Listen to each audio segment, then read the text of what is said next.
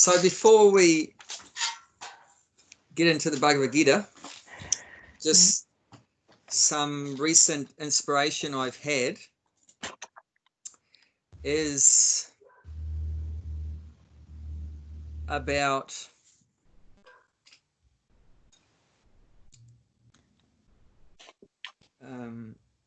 how to explain it. I've been reading some books and researching about personal development, and for the purpose of helping me in my own Krishna consciousness and being able to extend that to others. So the books I was reading, it was highly recommending having a written personal mission statement. Now put up your hand if you have one of those. Who has a written personal mission statement or a personal purpose statement? Apparently, of course, a lot of organizations, they have mission statements.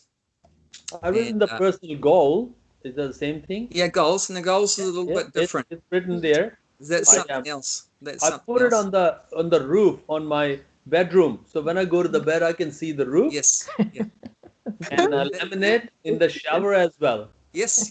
No, that's one shower, the laminate, it doesn't hurt, and Very next to important. the calendar. Yeah. And it just helped me to achieve my goal quicker, and all the time I can see that. But now instead of that, I should have to have this one is my purpose. Goal and a purpose, two different things. Yeah. But yeah, if you write them down, it's even better. Yes. It helps to focus the mind, because the mind, as you know, personally, and also from what Krishna says in the Bhagavad Gita, the mind's like the wind. It goes all over the place. So just to help to keep the mind fixed on one point, and it also makes us a bit more introspective, to go deeper into understanding about who am I and why am I here and what's my purpose, what's my mission. It helps to be introspective and reflect, to go deeper. And even when Prabhupada started the Krishna Consciousness movement, which he called ISKCON, International Society for Krishna Consciousness, when he first started the movement, he wrote down 7 purposes. Now, normally an organization has one purpose, but for ISKCON, the Hare Krishna movement has 7 purposes, which just indicate a little bit about how big things he wanted to achieve. He had such a wide vision, a big spectrum, that he has 7 purposes. So I'll just see if I can pull it up and maybe read one or more of the purposes of the Hare Krishna movement. Let's see if it's there.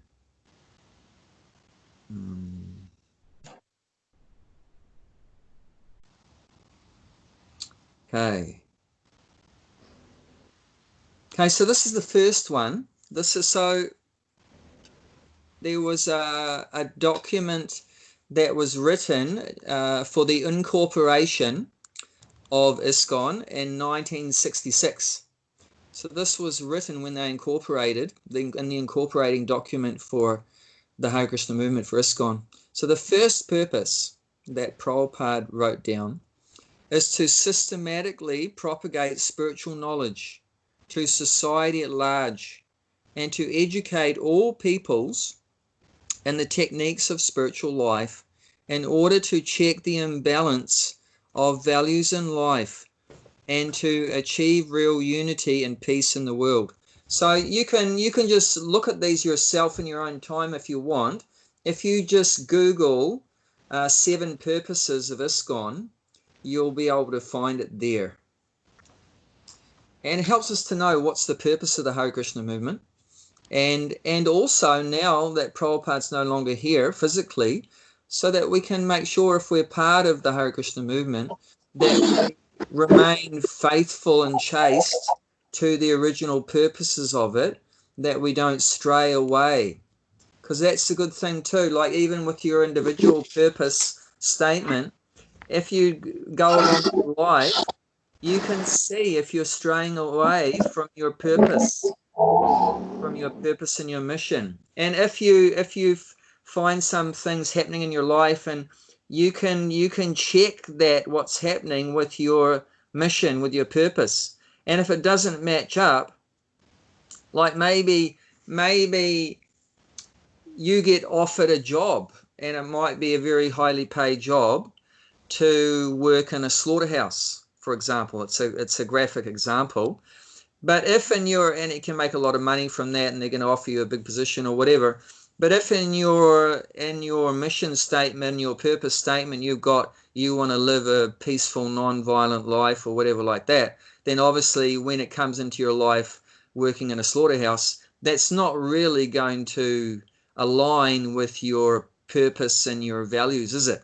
So then what would you do? You'd reject that. Nah, I don't want to do that job. It's not helping me to fulfill my purpose. It's going against my purpose, so I reject that one. So like that, it can help you keep aligned and not go off track in your life. So that was the first one. I'll read the second one. To propagate a consciousness of Krishna as it is revealed in the Bhagavad Gita and Srimad Bhagavatam. So by these sessions we're having, we're actually fulfilling that second purpose of ISKCON by propagating a consciousness of Krishna as given in the Bhagavad Gita. So that makes me feel happy that we're fulfilling one of Prabhupada's purposes. Hey Josh. Hello, Abby. How's it going? Everyone. Good, thank you. Hey, we're just kicking off, just a little sideline. Just I've been investigating a little bit about personal mission statements and purpose statements, and trying to put out the encouragement to do that. I'm working on personal statements for myself, and it'd be lovely if side by side, some of you may like to, all of you may like to do that too, and we can encourage each other and give each other feedback and share our statements with each other. It's not something necessarily you do in 5 minutes. I mean, a lot of people that have written about it saying, you put a lot of deep thought into it. It can take some time, and you do lots of drafts until you come up with one that you find is really what you want. Okay. But it's something worthwhile, and people have said that it just helps so much in life. So, Josh, have you got any written down? Yeah. You have? Yeah. I've got things like that. Like I've got a folder where I have maybe half a dozen or a dozen pieces of paper where I've just written a few things, like a few statements, a few like reminders of how I want to be, or how I want to remember to see the world, and what I want to do in the world, this kind of thing. Okay. Yeah. Yes. Perfect. That's really nice. That's fantastic. Yeah. Well, that's great to hear. That's great to hear. It's I mean, obviously the texts, the sutras, and the various texts, are many of these quotes are possible to use in that way too, like aham brahmasmi. But there is definitely something special about using your own words and your own English language, and actually saying it yourself. Yeah. Yes.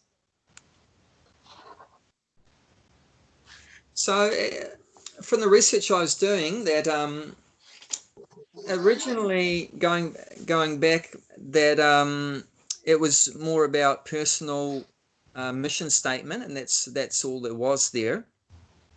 But then more recently, it seems like a lot of individuals and organizations are going down the lines of, on top of that, having a personal purpose statement, and they're making some distinction between the two, between a purpose statement and a mission statement.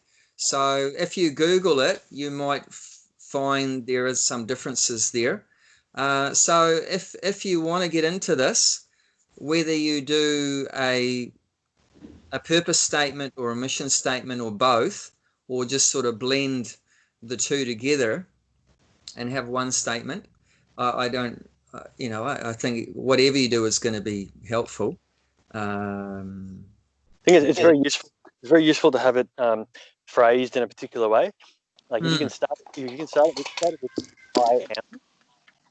I am a kind and loving person who remembers at all times the divine grace of Krishna and employs my personal skills and talents in a way that affects everyone positively. Yes, kind of yes.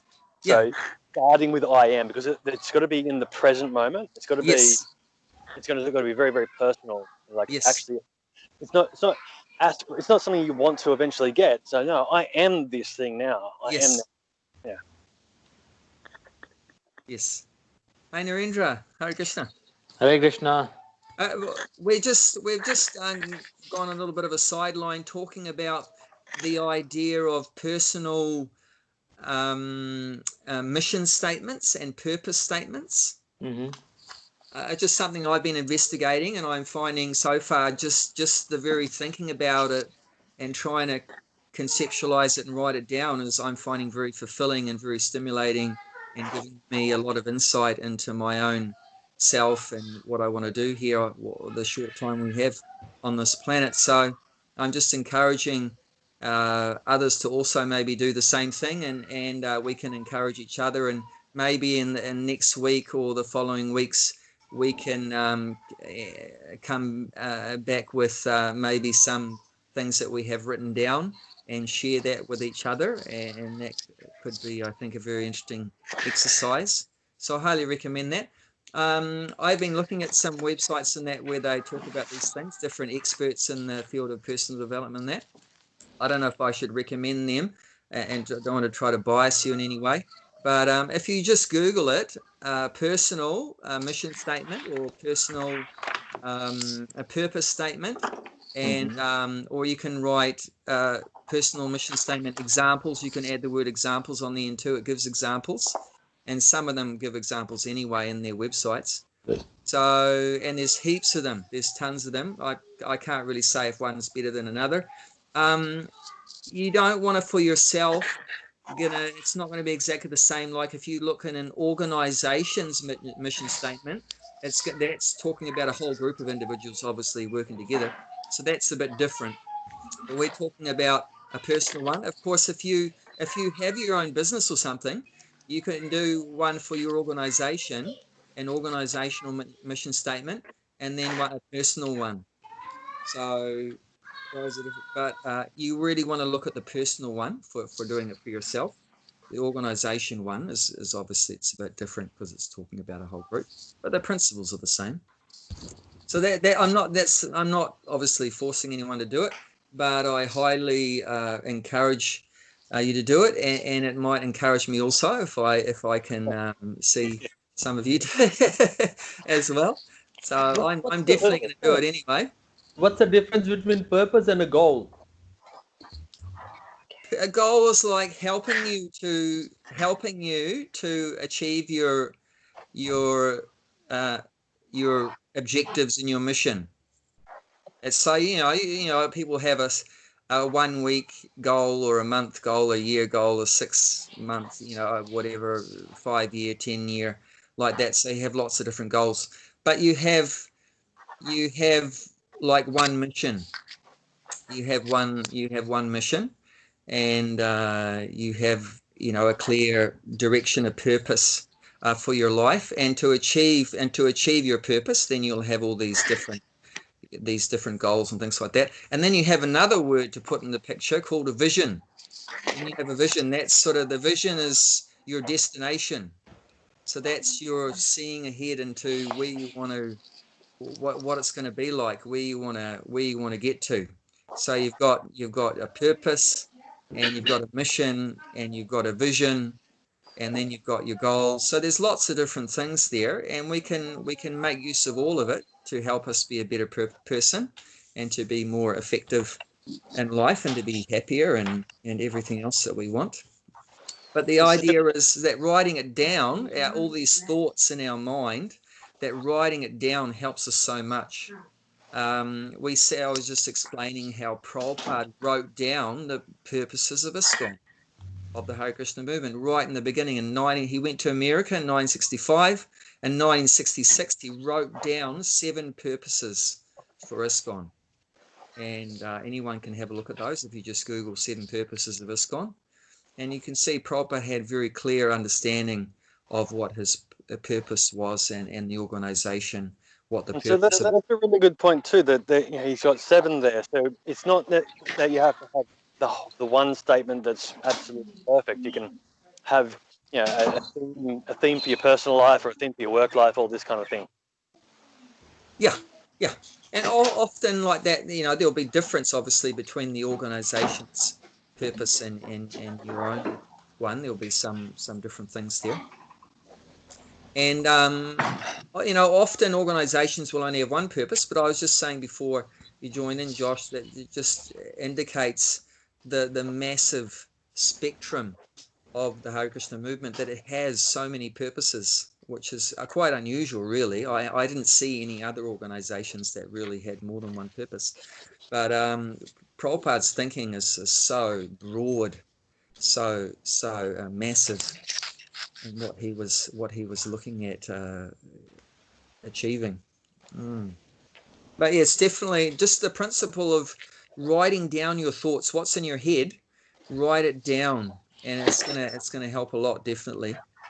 Whether you're looking at it from a material point of view or a spiritual point of view, even materially, the research has shown that it just makes a massive difference, and we can apply those things in spiritual life, definitely. And I've mentioned it before. Some of you may have heard that they had a group of students, and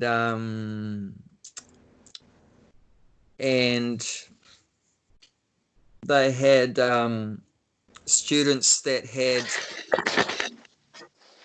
had no goals written down, and then ones that had goals but didn't. They didn't have goals, and then those that had goals but didn't write them down, and then those that had goals and wrote them down. And then they came and looked at all those students like 20 years later. I can't remember exactly the time frame, but it was a long time later. Came to see where they had got to, and the ones that didn't have any clear goals in their life, they are pretty much going around in circles. It's like a chicken with their head cut off, just going around and round and round. They didn't really get anywhere in terms of,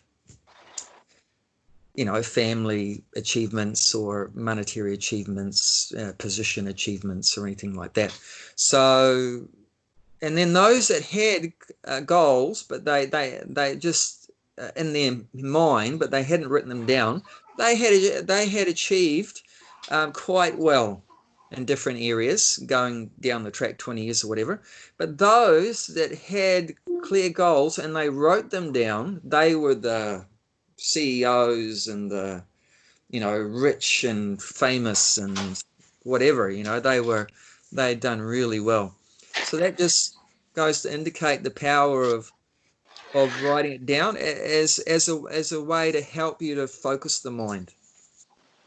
As a way to focus the mind. And as we've mentioned before too, that's the objective of yoga.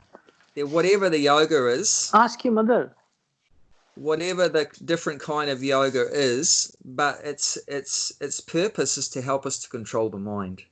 So this idea of writing down our purposes, our objectives like that, our vision, everything, can help us to control the mind. Otherwise, the tendency of the mind, as we know, is to go all over the place. Krishna says, or Arjuna says in the Bhagavad Gita, Vayor eva suduskaram. The mind is like the wind. So how do you control the wind? He's asking that to Krishna. And Krishna says, yes, he agrees it's difficult to control the mind, but by suitable practice and detachment, it can be controlled. So it is possible to control the mind. It's not easy. It's difficult, but this is one technique that's part of the suitable practice, is to write down what our purpose is, what our mission is.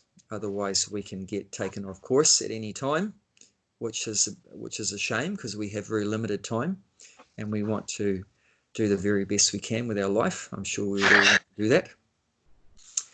So thanks for hearing me out with that, and I'm going to be working on my own personal statements, and if you'd like to hear what I come up with in a week or two, then I'd be happy to share it, and I'd be very happy also to hear from you if you're interested to go down this track and see what you come up with. Would anyone like to say anything about that? Thank you. Can you hear me, Abhay? Yes. I think when you write out your goals, opposed to and maybe also your mission statements, and there is another word that you should look at, and you'd know this, but just for those that have never written goals or statements before, is a goal could be you want to open a tyre service, right? Yep. Or a gym or a yoga centre. But also you should look further at where is it going to end? What's at the end? Yes. Where do you want to be at the end of the goal? Yes. Does that make sense? Goals definitely, they have an end. But the one thing I read about this idea of purpose, the purpose, you don't put an end on the purpose. The purpose doesn't have an end. The goal has an end. Yeah, that's what I'm saying. Yeah. So yeah, there's definitely a clear difference between that concept of goal and purpose. But yeah, your goal, you want to within 5 years' time, I want to open a bhakti tree, and that's your goal. But your purpose to serve people, to purpose to serving the prasadam is never end. That never ends. To distribute prasadam like that never ends. So yeah, you've got all these different concepts, and we can utilize all of them in the Lord's service and becoming a better servant. Okay, so let's continue. Let's continue on the Bhagavad Gita. We've gone off from our systematic reading for a few weeks, discussing about very interesting subjects like duty and detachment last week. Gail brought up the opulence of detachment. So now we'll get back onto our reading. So we're on chapter 4, which is called Transcendental Knowledge, and text number 31.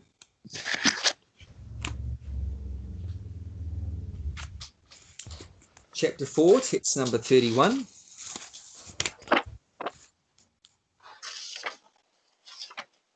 Now we'll just summarize some of the things, because it's going back a few weeks, so just so you can sort of remember where we're up to, we'll just summarize text 30. So text 30, who wants to read that? Who's ready to go? Read out text 30. All these performers who know the meaning of sacrifice become cleansed of sinful reaction, and having tasted the nectar of the result of sacrifices, they advance towards the supreme eternal atmosphere. Yeah. So remember, in this section of the 4th chapter, we've been hearing about different kinds of sacrifices. What are some different kinds of sacrifices? Anyone remember?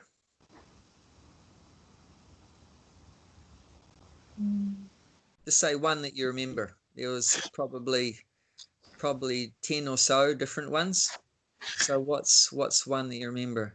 A particular kind of sacrifice.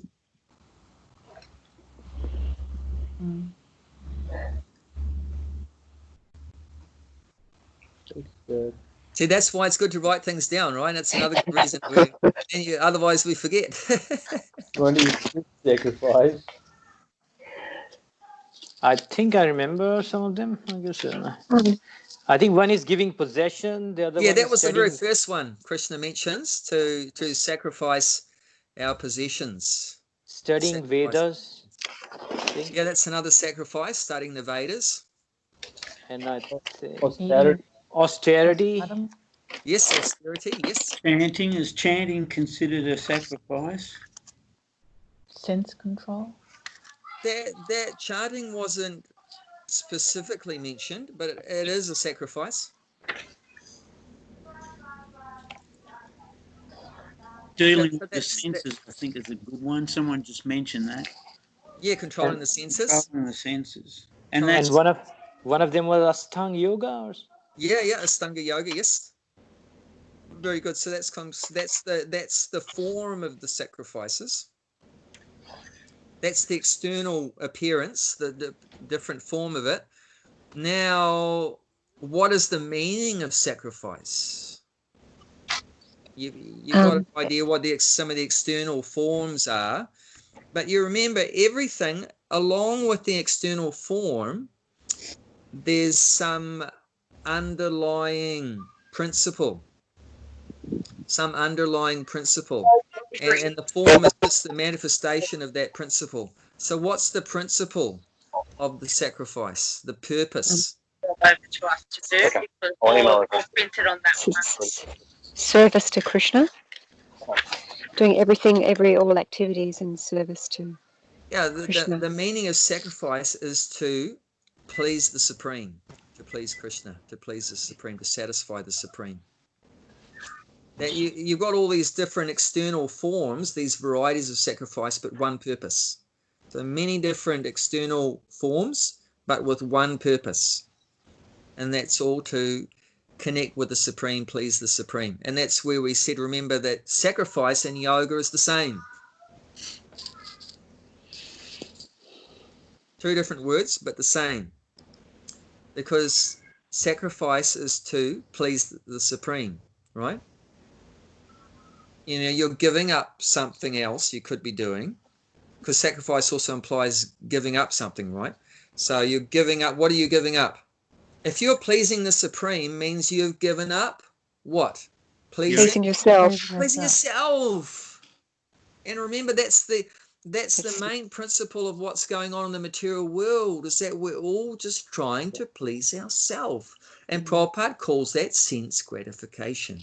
That's right. Which basically means we're trying to satisfy our own senses, but spiritual life means giving up that desire to please our own senses, sacrificing the desire to please our own senses for the purpose of pleasing Krishna's senses. The Supreme, yes. Pleasing the Supreme, the senses of the Supreme. Because the Supreme, as we know, we're finding out, which a lot of people also don't know, even if they do know about the Supreme, they don't know that the Supreme has senses, meaning the Supreme is a person, but a spiritual person with unlimited senses. And yoga is to connect with the Supreme. So the objective, the goal of yoga and sacrifice is the same. Sacrifice means to give up pleasing ourselves to please the Supreme, and yoga means to connect with the Supreme. So the ultimate objective of both is the same. And then there's different kinds of yoga. How are you going to connect with the Supreme? Using your body, or using your mind, using your intelligence, with devotion, like that, everything you do with love. So therefore you have the karma yoga, jnana yoga, stanga yoga, bhakti yoga. But see, the principle is the same. So, don't get hung up on the external form. Is there another one there as well? I've got only the one. This sacrifice is different than that sacrifice. This yoga is different from that yoga. But try to get to the essence, like we mentioned before, the saram. The saram, the very important concept in Vedic culture. Always look for the essence. like the honeybee. That honeybee is uses the example. Like the honeybee will fly over a big area, and it'll only go for the nectar. For the essence, the best thing. Look for the best thing, the most important thing. It'll go over all the flowers and that. It'll just take the nectar and leave everything else. It's not interested in anything else. Whereas the opposite example is the fly. The fly will go over the same area. It won't go for the nectar. It'll just suck the juices out of the stool. It'll just go to some rubbish, some dirty thing, some sore. Isn't it like a fly? If you get a sore, a cut on your body, you ever had that before?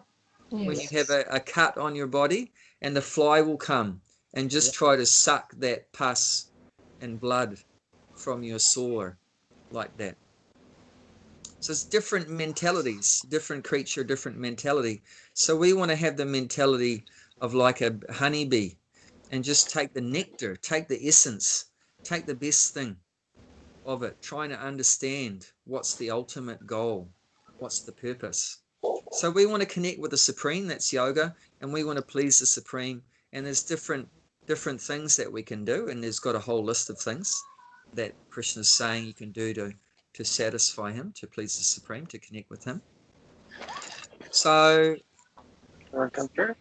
it seems like there's apparently different kinds of sacrifice, but ultimately there's one meaning. And Prabhupada mentioning it in the purport to that text 30, which he said is the common aim of all of it is to control the senses. Because remember that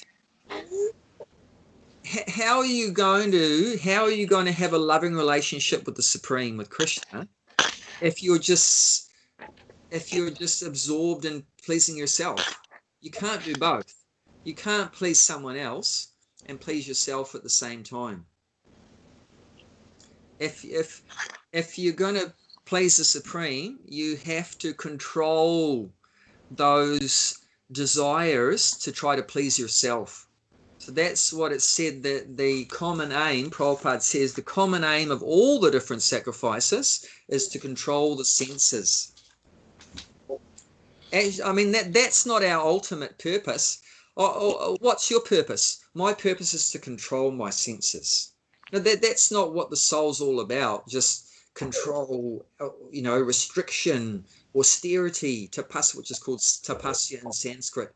That's not what's going to satisfy the soul and make the soul happy, just to restrict ourselves and control ourselves and everything like that. So that's not the end point, like you were saying. That's like with goals, right? The goals have an end. So that's not the end. It's just control your senses. But the controlling the senses is helping you to achieve your real purpose, which is to have that intimate, loving relationship with the Supreme. Because the senses running wild is getting in the way of you fulfilling your purpose. I'm trying to focus on Krishna, but my mind's taking me over there. What happened? I'm trying to, chant Hare Krishna, but my mind's just taking me over to think about when's am I going to have the pizza and the ice cream, and that beautiful girl walked past and she looks good, but then what happened to your relationship with Krishna? You lost it because you lost your focus. So that's the thing. So in whatever process you're on, the same principle is there. You have to control your senses. That's not your ultimate purpose, just to control your senses. There's no real happiness in that, but it's helping you to get where you really want to go, which is focus on your loving relationship with the Supreme, developing your connection with the Supreme, because you can't be pleasing someone else and pleasing yourself at the same time. You can't do that. It's like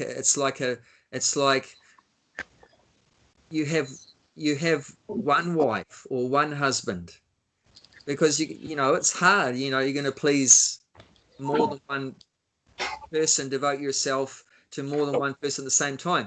Of course, then you may say, well, Krishna had 16,100 wives. We talked about that last week. But there's a difference that Krishna They expands himself. every woman their own mansion, their own castle. Yeah, that's right. See, Krishna can do that. He can, because he's unlimited. So he could expand himself and give a palace to each wife and expand his body to be with each wife at the same time. But we can't do that. You know, if I had a relationship with one woman at the same time, I'm trying to have a relationship with another woman, then it's not going to be very satisfying, because one person's going to be feeling left out, feeling neglected. And that's a big boo-boo, you know, when a woman feels neglected. You travel in the two boat, you have to let go one boat. That's right. So that's what sacrifice is, right? To do one thing, you have to give up something else. You can't be going to the movies and coming to the soul-searching, you know, soul-searching session. You either do your soul-searching and you sacrifice the movie, or you sacrifice the soul-searching for the movie. So you've got to take your pick. What's that? That's your free will. That's your free choice, and that's your free choice.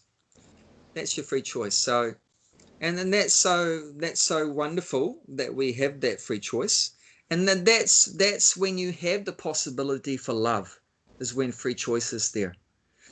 If you're forced to serve the Supreme, to connect with the Supreme, then there's no love. You know, you have to do it. But the very fact that you could be doing something else, but I choose to love you, even though I could be doing something else, then the person thinks, well, they love me. You know, they care about me so much. They've given up what they could be doing something else to do something for me. And that's where love comes in. That's what makes the relationship special. And that's what makes it special. It's not so special, you know, paying taxes to the government, because you have to do it, isn't it?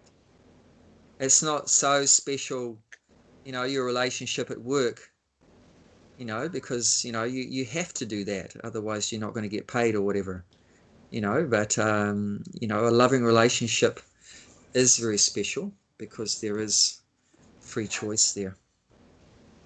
Does that make sense? Would anyone like to say anything about that? And then also in that same verse, in the 4th chapter, text 30, it mentions that by doing the sacrifices, one gets cleansed of all sinful reactions, having tasted the nectar of the results of sacrifice, and they're cleansed of all sinful reactions. So this, when we act selfishly for our own enjoyment, then we're getting sinful reactions. So when you're giving up that, doing the activities for your own sake, for your own gratification, for your own enjoyment, what we call fruitive activities. So when you're trying to enjoy the fruits, so when you give that up, doing fruitive activities, just selfishly acting, then you get free from sinful reactions. So that's another fantastic thing, because remember, that's why we're in the material world. Why are you in this body right now? You're in this body right now as a reaction, a result of your past karma, gratification, your past karma, your past fruitive activities, your sense gratification. And what's going to keep you coming back after the body dies into another body in the next life is your sense gratification, your karma you're doing now.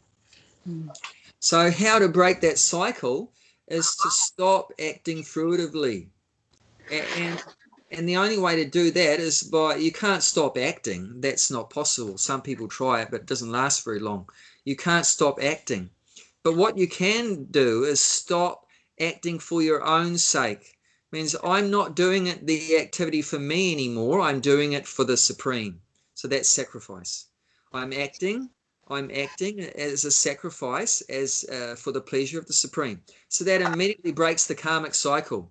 As long as you act on that platform, doesn't matter whether you're, you know, a teacher or a doctor or an engineer or a plumber or a dishwasher or a cook or whatever you may be, but if you're doing it for the pleasure of the Supreme and the results that come from your activities, you're offering it to the Supreme, then that's karma yoga.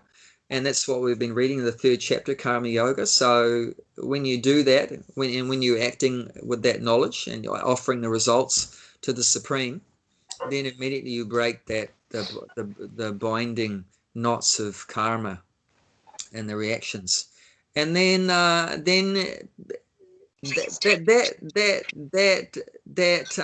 those reactions is what causes suffering. So then if you stop doing the fruitive activities and then the sinful reactions, then the suffering gradually goes away. So therefore it's saying you're tasting nectar.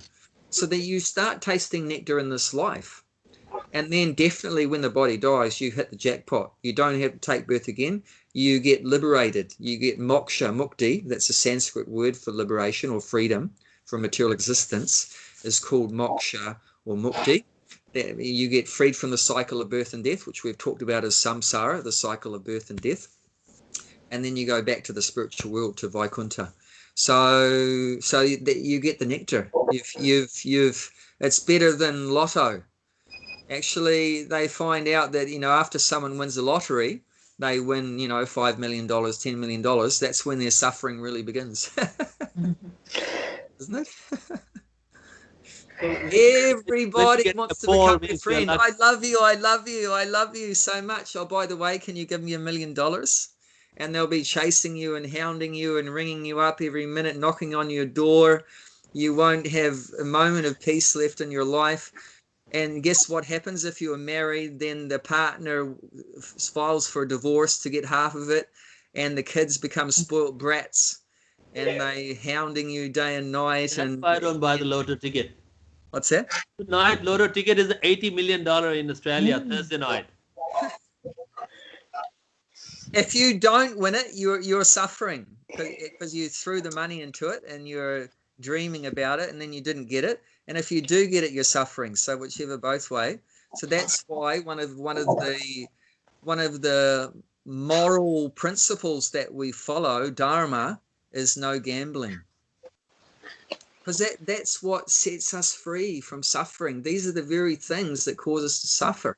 It entangles us in the material world, entangles us with the idea that we're dreaming about, I can be happy here. I can be happy in this world. If I just make this money, I'll be happy. If I get this woman, I'll be happy. If I get this position, I'll be happy. So that's entangling us more and more in the material world. But this process we're learning now is how to disentangle ourselves from the material world. So we do our work, but just as a matter of duty, and the results we offer for the pleasure of the Supreme. And that way we cut through the knots that are binding us to this world, and we taste the real happiness. So the real nectar is in a loving relationship with the Supreme, is soul to soul, and an eternal atmosphere where there's no birth, no death, no old age, no disease. Real happiness is not real. The real nectar is not with material things.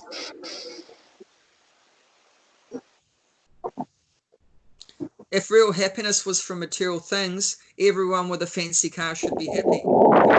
Everyone with a lot of money in the bank should be completely happy. Everyone with a big house should be completely happy. Everyone with a cupboard full of food should be happy. But are they all completely happy? No. And we know they're not, because they get strokes and they get heart attacks and they get grey hair. Suicide. And they grow old and they get sick and they die. So that's not what happiness is. That's called chapala sukha. Is a Sanskrit word. Chapala means flickering and sukha means happiness. But what's talking about here is not sukha, which means happiness, which lasts for a very short time, but is ananda. A very wonderful word. This is our real life. Ananda, which means bliss, which means nectar. And this bliss, this nectar, has no beginning and no end.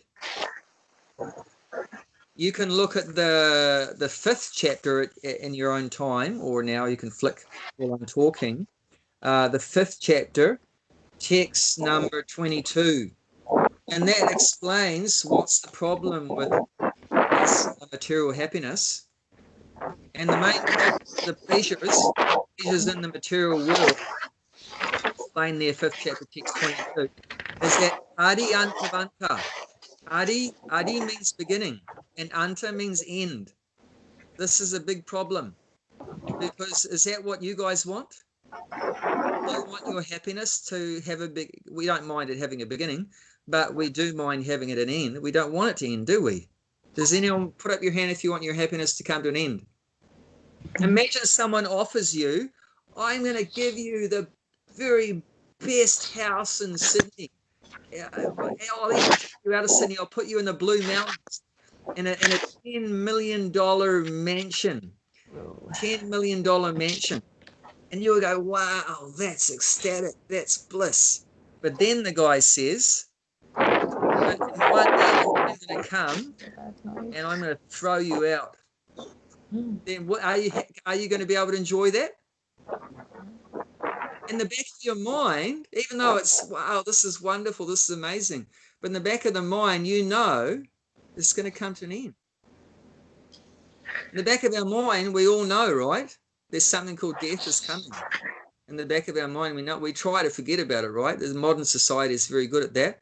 We throw in heaps of drugs and liquor and cigarettes and everything and TV to try to dull you down so much that you forget that old age is coming, you forget that disease is coming and death is coming, and then you're deluded into thinking that you're happy. But that's what we call Maya. That's illusion. The actual fact is that everything here in the material world is temporary. Bodies are temporary. All the objects of the body are temporary.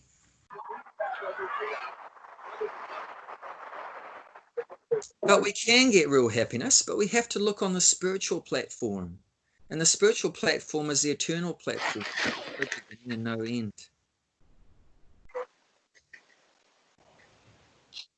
And although this everything in the material world, this body and everything else, money and so forth, is all temporary, but it's also Krishna's energy. So I mean, we call it material, but ultimately, if you look at the ultimate perspective, it's spiritual also. That's a bit of a mind bender. Do you get it? Sure do. You're a top class student, Bob. Thank you. What about me? So I'm a Shannon now. see, the material world is real because it comes from God. It comes from Krishna. But the illusion is when we try to enjoy Krishna's energy for ourselves. That's the illusion. And then while we're trying to enjoy it, we forget Krishna. But it's all Krishna's energy. But we've forgotten Krishna. So that conception that what I'm experiencing, what I'm enjoying is not Krishna, that's what the Maya is. The actual object, the wife and the kids and the house and the money and the car, and that's not Maya. That's God's energy. That's Krishna. It's Krishna's energy. But you're thinking that is not God or connected to God, and you're thinking you can enjoy that without God. That's what's Maya. That's what's going to cause you to suffer. It's not that the things themselves are going to cause you to suffer, but it's your mentality that's causing you to suffer. The yogi can go through the course of material life and he's not suffering because he's not identifying with these material things, and he's not trying to get happiness out of these material things. Connecting with the Supreme, and he's always sacrificing.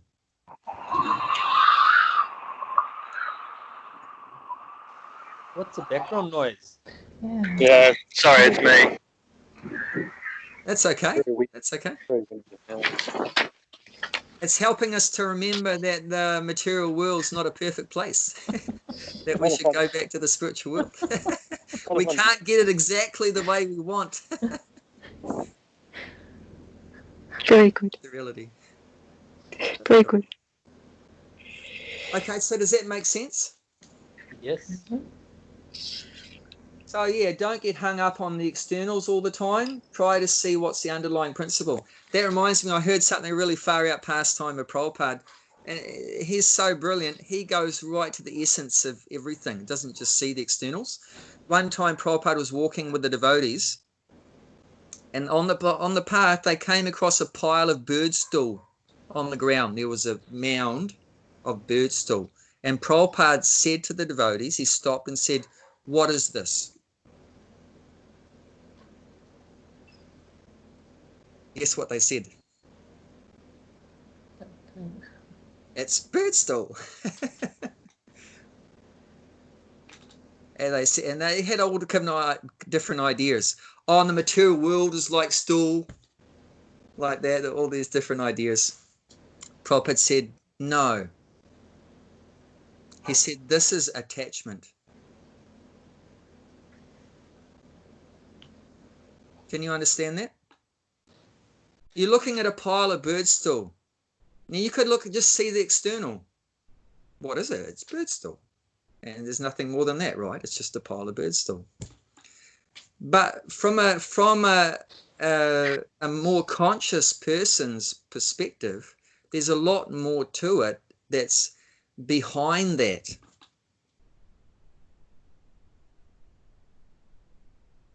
Prabhupada said it's attachment. Whose attachment? The bird's attachment? Yeah. Because the bird is attached to that particular branch in the tree.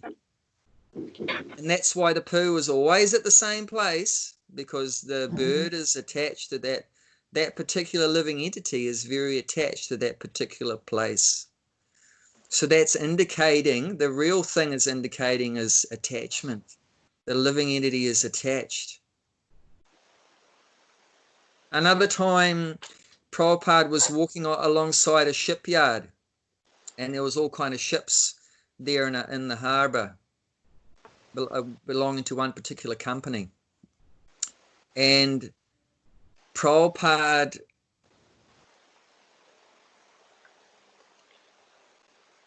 said that, I'm just trying to think how it began.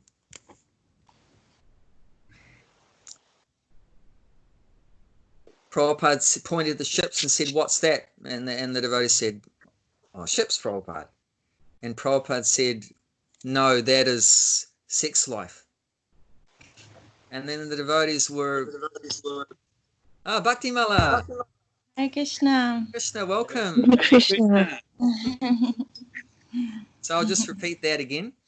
They are walking along the shipyard, and Prabhupada pointed at the ships and said, "What's that?" And the devotees obviously said, "Ships, Prabhupada." Prabhupada said, "No, that is sex life." And all the devotees are like scratching their head. What's that? That is a ship and saying that's sex life.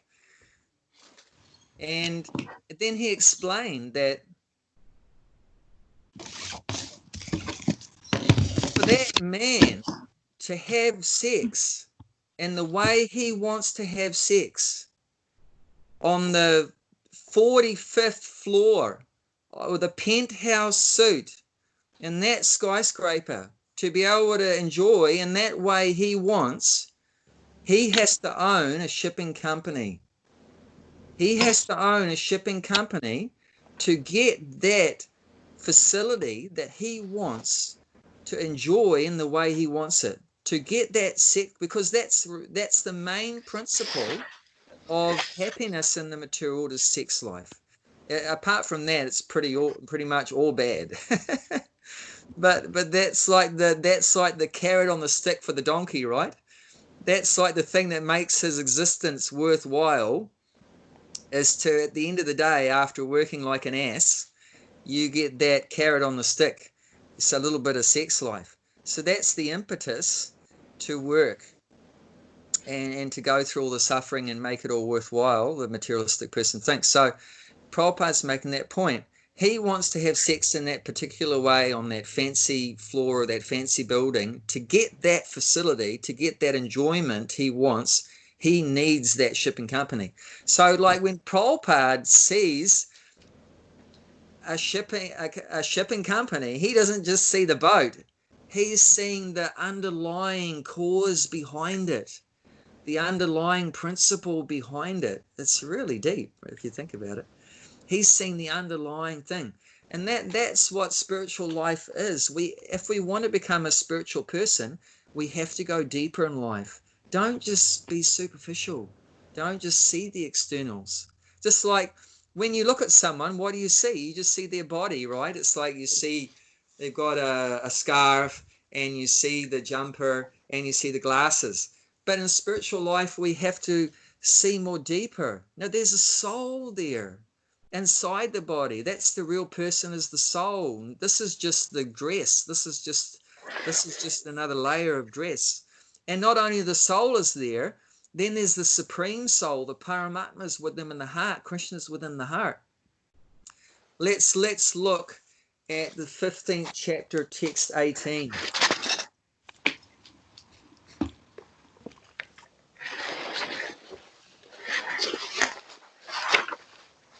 So was it the next chapter you say? Yeah, 5th chapter. Fifth chapter. Five. Chapter, text 18. Who's got it? Whoever first gets it can read it. Because I am transcendental beyond both the fallible. No, not that one. Not that one. No, Not that one. 18. The humble sage, by the virtue of the true knowledge, see the equal vision as a learned and the gentle brahmanas, a cow and an elephant, a dog and a dog eater. Yeah. So chapter 5, text 18. Oh, sorry. So Chapter 5. So a sage with a spiritual kind of vision doesn't just see the externals. You know, what are the externals? There's a lot of externals mentioned here, isn't it? You see a learned brahmana, that means a teacher, a priest. You see an elephant, a dog eater, a cow, like that. But is a sage seeing just all those externals? The last Sanskrit words there are called samadarshana. Samadarshana means who sees with equal vision. But all those things are different. Where's the sameness? Where's the equality?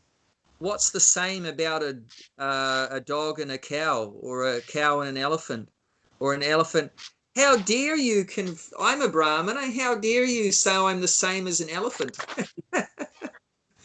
So what's the same? The bodies are not the same, are they? What's the same? The bodies are not the same. Soul is the same. What's that? Soul.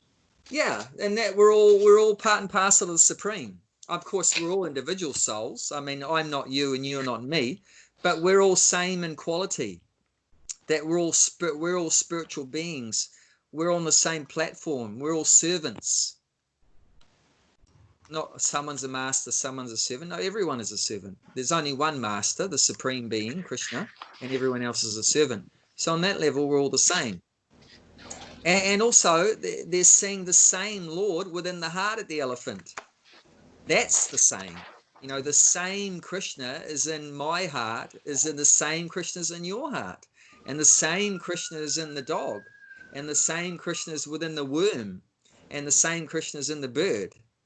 That's the same Krishna manifesting just like the same Krishna with each one of his 16,108 wives. That was not different Krishnas. That was the same Krishna with each of his unlimited wives. You know, so, but also us as souls, we're all the same in that we're all Satchidananda. Well, that's the same. Means what is that? That's the nature of the soul, is where Sat means eternal, Chit means full of knowledge or consciousness, and Ananda means bliss. That's our nature, to be always happy and blissful. So in that way, we're all the same, although we're all individual souls, but qualitatively we're all the same. So with more higher knowledge and more deeper insight, we go beyond. We should learn to go beyond the externals. and understand these underlying principles. Like I was saying, like Prabhupada could see a polar bird stool, and he understands how the living entity is so attached to the material world. He sees the ships at the port, and he doesn't just see the ship, he sees how the living entity has got such a strong desire to enjoy his senses through sex and so forth in the material world, and he works so hard just to be able to satisfy his sex desire. So like that, he's seeing the deeper principles there. So that's what we want to try to get. One of the things we want to try to get out of reading the Bhagavad Gita is to deepen our vision, to broaden our perspectives, deepen our vision, and develop our love. Like through sacrifice, we can learn different ways of developing our loving relationship with the Supreme and controlling the mind, developing our love for the Supreme. Yeah, so that's that verse. So pretty much covered that. So let's recite text 31. So this is an easy one. It's only a two-liner, not the normal four-liner. So we're reading from chapter 4, Bhaktimala, chapter 4, text 31.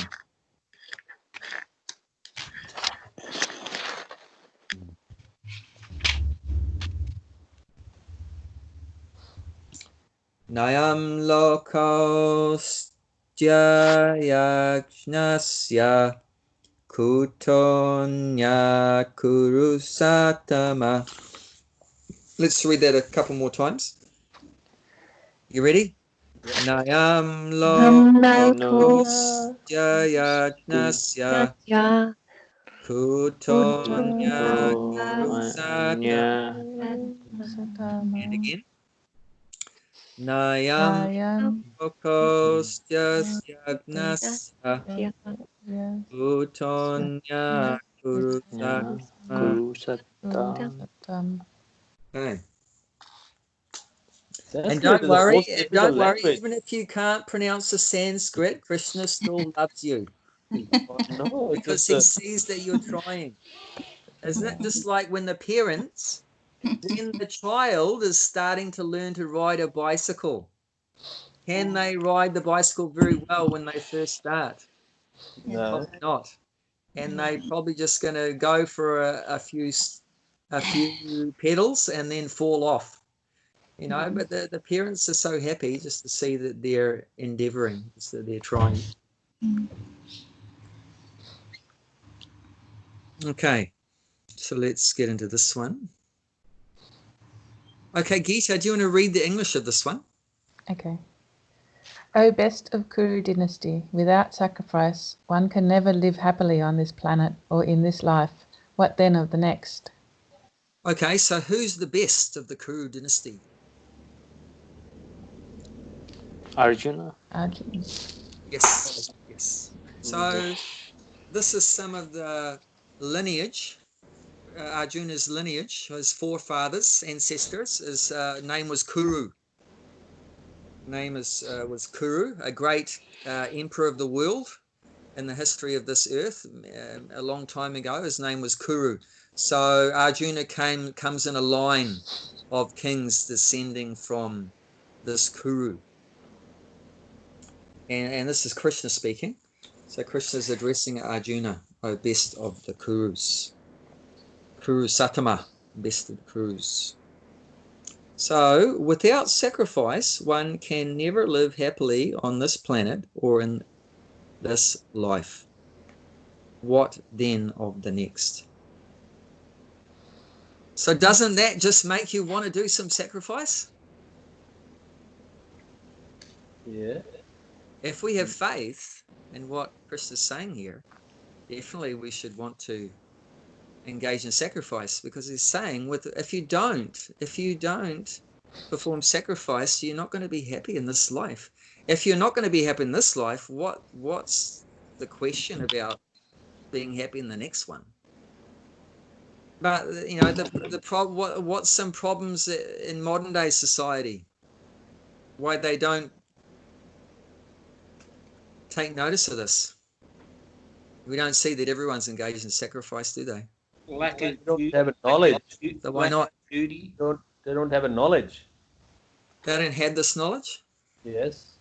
Ignorance. Ignorance, yeah. Do most people in today's society, do they think there is a next life? No. They're ignorant. Life. They're ignorant of the next life. They're ignorant of even in this life, what to speak of the next life, of how to find real happiness in this life. And they don't think there's any next life.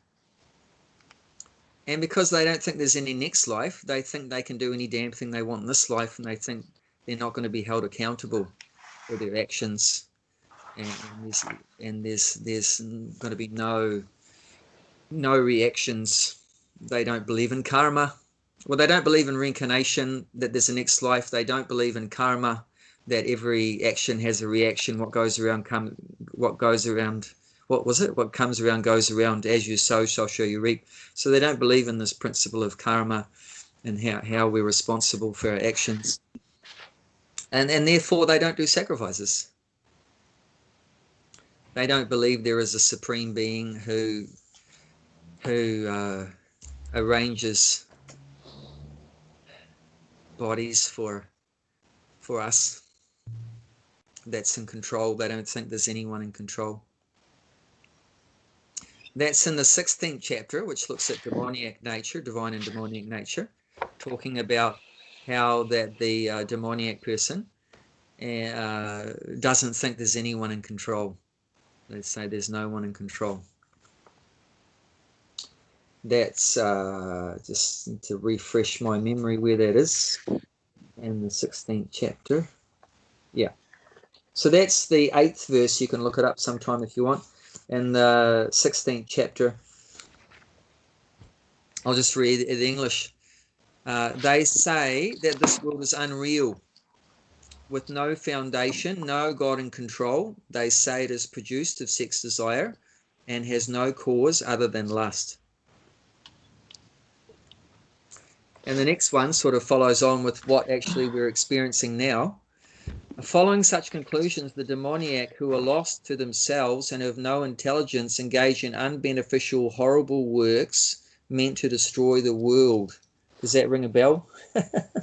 Seems like we may be experiencing some of that, have already, in terms of wars and what politics does to countries and people and so forth, and in terms of polluting the environment, polluting the water and the air and the earth, and killing the fish and cutting down all the trees, and fighting everyone else and everything, and creating enemies and so forth.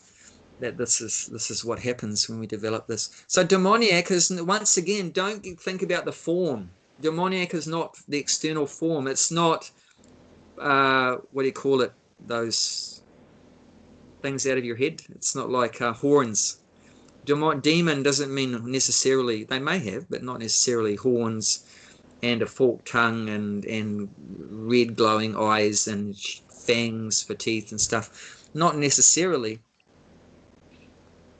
Like in the Ramayana, Ravana was actually very handsome. He was born in a Brahmin family. He was very handsome. He attracted a lot of girls to him. But he was a demon, because it's the mentality. It's the mentality that determines whether you're a demon or whether you're divine. And obviously the opposite, because the material world is dualities, right? Material world is dvandva. Dvandva means dualities. So you have, hot and cold, good and bad, rich and poor. It's all dualities. So you have the demons and the divine also. That's one of the dualities. So demons, this is the mentality of a demon, like that the first one is that they disobey the Vedic rules. It means the words of the Supreme. They go against God. They go against his words. They don't have faith in his words. So that's the first qualification of a demon, is that they disobey the Vedic injunctions, the words of the Supreme, but mainly the law of God, like Dharma. They go against Dharma.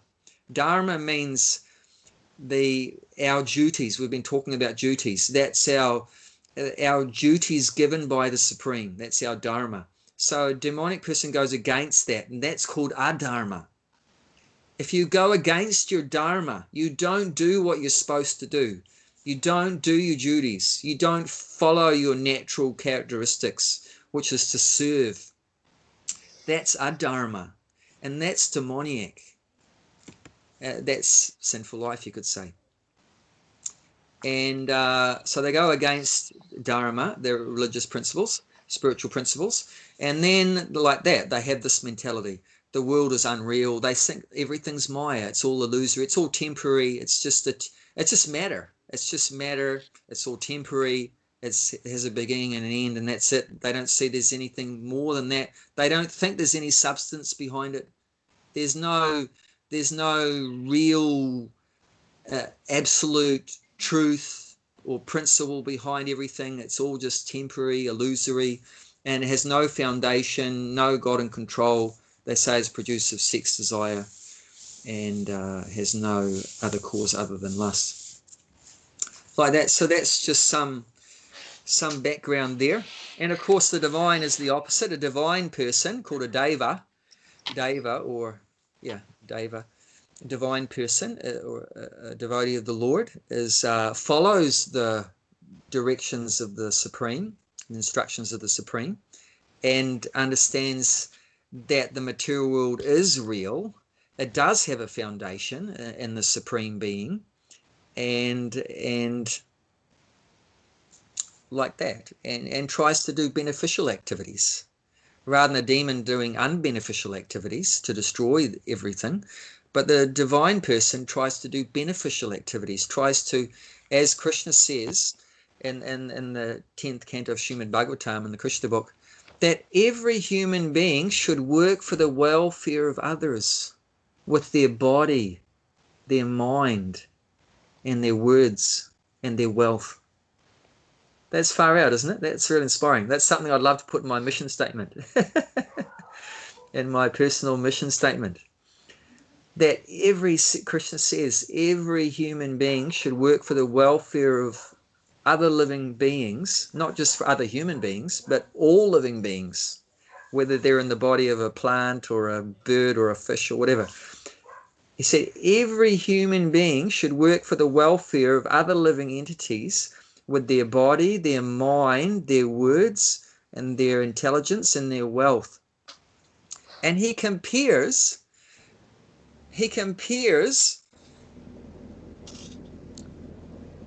the human being, the welfare worker human being, to a tree. He says, because at the time when Krishna was speaking very philosophically like that, he was actually lying under a tree with his cowherd boyfriends. When they were, during the day, Krishna would herd the cows when he was young in Vrindavan. He would herd the cows, and they would sometimes, while the cows were eating grass, they would be having a rest under a tree, because remember, it's hot sunshine, right? So go under the tree, and the cowherd boys would be like fanning Krishna and massaging his feet and popping food in his mouth and all kind of wonderful services. And Krishna was looking at the tree, and he was glorifying the tree. Is that the tree is giving so much, isn't it? It's giving so much for the welfare of others. What does a tree give? Just tell some glories of the tree. Shade. It gives a shade. Oxygen. What's that? Oxygen. Timber. Oxygen. Fruit. Yeah. Heat. Yeah. Then you cut it down, right? And you burn it to get heat or cook with, and so many things. So after it gives all that stuff to you, and the leaves and the bark and all kind of things, and then after taking all that service from it, then what do? You cut it down. And then it said, then the tree doesn't even complain. So tolerant. That's why one of the examples of tolerance said, as tolerant as a tree. Tolerant as a tree. That's tolerance. It gives everything to you. Then after all that, then you cut it down. And it doesn't even complain. So, so Krishna glorifies the beneficial welfare nature of the tree, and then says that every human being should be like a tree. We should take example from the tree and be like a tree in that respect of being so beneficial for others. So that's the mentality, behavior of a devotee, is like that. Whereas a demoniac natured person is opposite. They'll try to take as much as they can from others, like that, and not give. Interesting, huh? So Krishna's laying it out here that we can't be happy without sacrifice. Unfortunately, a lot of people don't have faith in the statement, but for those that have faith in the statement, we should understand, this is if we want to be happy. If we want to be happy in this life, and I'm sure we all do want to be happy in this life, and we definitely want to be happy in the next life if we think there is a next life, then but whether you think there is or not, there still is a next life. That's the thing. We're not just talking some kind of mumbo jumbo, oh, this is my belief, your belief. I don't believe in that, that's just your belief. We're talking, this is called Vigyan. This is like facts. This is like science. This is tattva. Tattva is a very interesting Sanskrit word. T-A-T-T-V-A. Tattva. Tattva means truth. Truth. So what Krishna is teaching, you'll hear Krishna say this word many times in the Bhagavad Gita. Now hear this tattva, Arjuna. Now hear this tattva from me. Krishna is telling us the facts. This is truth. This is science. People say, that, oh, this is your belief. No, this is not belief. This is science. See, like science deals with truths, right? Doesn't actually, modern science, a lot of it's not really truths. It's just people's hypotheses, which often end up getting proved wrong after some time. But it should be just the establishing the truths. But this is the spiritual science. This is dealing with truths, eternal truths. So this is the fact, this is the truth, that without sacrifice we can't be happy in this life or in the next. Okay, so who wants to read the purport? Who hasn't had a read for a while? I can do it. Okay. Whatever form of material existence one is in, one is invariably ignorant of his real situation. In other words, existence in the material world is due to the multiple reactions to our sinful lives. Ignorance is the cause of sinful life, and sinful life is the cause of one's dragging on in material existence. Okay, so do you get that? Sure do. So why are we in material life? Why are we in this material world? If you find yourself in the material world, what's the cause? What's the immediate ignorance? No, that's the remote cause. Just back it up one step. Or sinful reaction. Yeah, is a reaction to our karma, to our sinful reactions to our karma. So which is remember we're saying, a life of just sense gratification. So a life of just wanton enjoyment of the senses produces reactions, and those reactions is what entangles us in the material world and material existence, life after life. Okay, so that's the immediate cause of being in the material world, is sinful reactions. And backtrack at the next one. So okay, and then the cause of sinful reactions. So material life is caused by sinful reactions. Sinful reactions is caused by ignorance. Ignorance.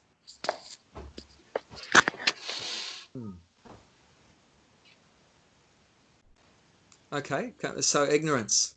So the original problem is ignorance. I was just reading today. There's this thing called you have you have, in terms of health, you have acute disease and you have chronic disease. Acute disease is like when it manifests in terms of pain, right? But that's just some temporary thing coming to the surface. But the real issue is the chronic disease. That's the permanent disease that's under the surface. And it pops up its ugly head in the form of, some acute pain.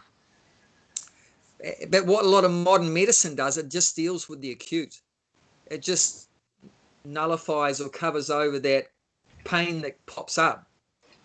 But if you're really intelligent, medical system will deal with the chronic. What's the cause? What's the original disease? If you deal with that original, that cause, that disease, then there'll be, there's no more acute. So if you weren't so clever, what you could do is you could try to counteract or nullify the sinful reactions. That's what's intending you, right, as a sinful reaction. So you can try to counteract the sinful reactions. And I'll give you any idea how you do that. That in Sanskrit is called prayaschita. Prayaschita. Prayaschita.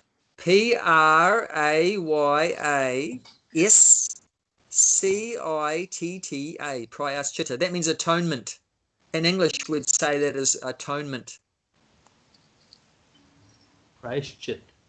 Yeah, prayaschita. Prayaschita. So you could do it that way. Just try to counteract the sinful reactions, which is called prayaschita or atonement. Any examples of that? How you could counteract a sinful reaction? Say sorry. I don't know. Well, to some degree. Like in Christianity, right? What do they do for atonement? They go to the church. Confession. Oh, forgive me, Father, for I have sinned. And the Father says, oh, my dear son, you are forgiven. I forgive you. Go on your way. And go and do the next one. And then they go and do it again. So that's what I'm saying. That's one way of doing it, but it's not very intelligent, just counteracting the reactions. And what the Hindus do, like Prabhupada mentions, the prostitute will do her business, and then she'll go and take a bath in the holy Ganges, because the holy Ganges also can nullify, counteract sinful reactions. So in many systems, they'll have this idea of you do something really bad and you try to counteract it by doing something really good. And then again, you do something really bad and counteract it by doing something really good. And again, do something really bad and again, do something really good. But can you tell me what's the problem with this system? Well, isn't that cheating? What's that? Because isn't that like cheating? Because it's not, the intention behind the action is not pure. It's just, True. well, I'll just continue to, do what I want, but Intentions are wrong. yes, Yeah. that's right. Yeah. And is it a very progressive process? No. You're just going round and round and round and round. You do something bad, you do something good, you do something bad, you do something good, you do something bad, you do something good. How are you going to get out of that? What's the more intelligent system? Getting back to, you got an acute problem and you cover it over. You got an acute problem, you cover it over. But what's the better thing to do? Give up smoking. You got to fix the chronic. Mm-hmm. What's our chronic problem for the soul? What's our chronic problem? Trying to please ourselves. And I mean, our acute problem is you have a material body which is packed up full of misery and grows old, gets sick, and it dies and takes birth again. and suffers from heat and cold and you know, mosquito biting you, a dog, you know, biting you, barking, everything, so many things. You have to work like an ass in some factory. That's all acute stuff. But what's the chronic? Forgetting God? Yeah, that ignorance that we've forgotten. Ignorance, yeah. Supreme.